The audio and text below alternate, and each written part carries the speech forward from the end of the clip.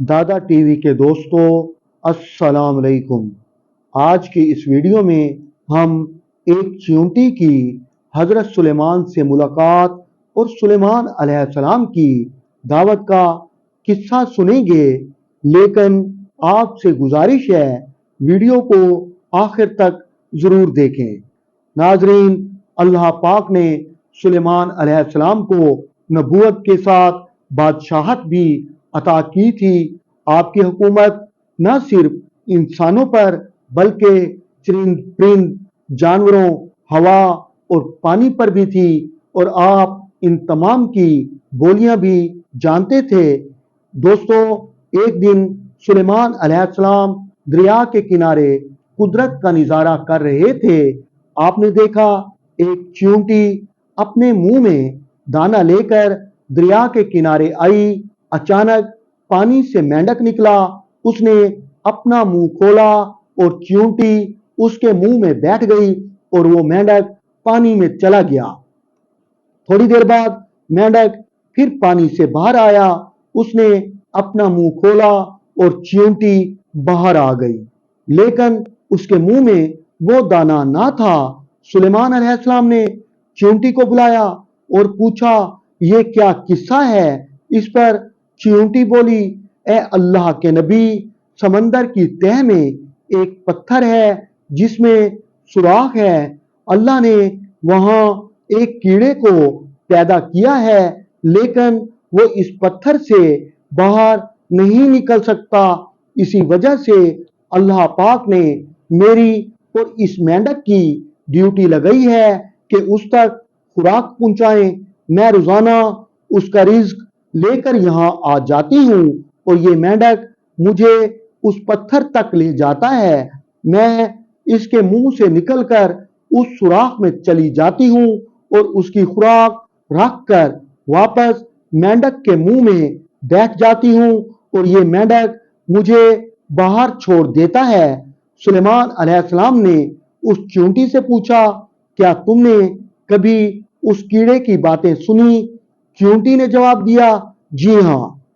सुलेमान अलैहिस्सलाम ने पूछा, वो क्या कहता है? इस पर चींटी ने कहा, वो कहता है, ए रहमान, जिस तरह तूने मुझे पत्थर में भी नहीं बुलाया, इस तरह तू अपने मोमिन बंदों पर भी अपनी रहमत को ना भुलाना।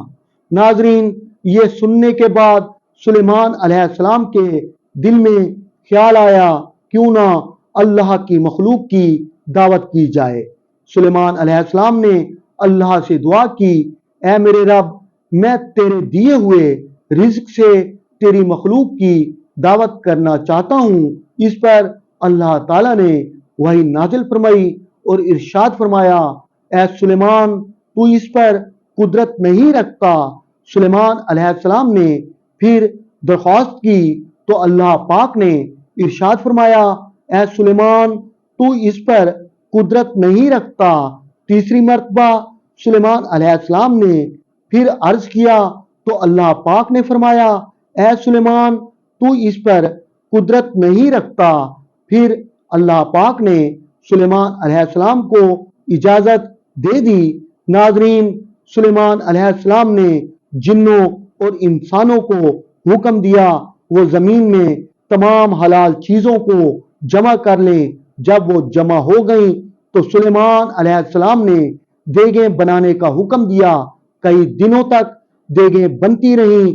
जब देगें तैयार हो गई तो दस्तरख्वान बिछाने का हुक्म दिया, जिसकी लंबाई इतनी थी कि अगर इंसान एक सिरे से चले तो दूसरे सिरे तक पहुंचने में एक महीना लग जाए, और उसकी चौड़ाई भी इतनी ही थी। जब तमाम चीजें तैयार हो गई और दस्तरख्वान पर लग गई तो अल्लाह पाक ने वही भेजी और पूछा, तू मखलूकात में से किससे शुरू करना चाहता है?